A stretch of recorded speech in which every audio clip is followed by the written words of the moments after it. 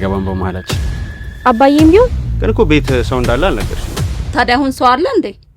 ማለት እሷ ሰው አይደለችም እንዴ? ጭራሽ በሰዓት ከወንድ ጋር እንዴ? ሰዓቱ እኮ ገና ነው። አንድ ሀሳብ መጥቶልኛል። ላንቺም ከዚህ ሌላ አማራጭ አለሽ አይመስለኝም።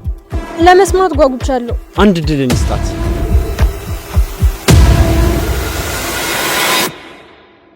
ደህና አደርሽ?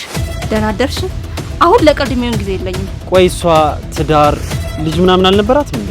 የሚያውቀው ሰዎች ትዳር እንደነበራትና መውለድ ስላልቻለች እንደተፋታች ነው የነገሩት። በር ላይ ተለጥፈሽ ምን ትሰሪያለሽ? አባቴ እኮ ሰብለን እንደ ሀቀኛ ሰው አድርጎ ነው የሚቆጥረው። አመሰግናለሁ።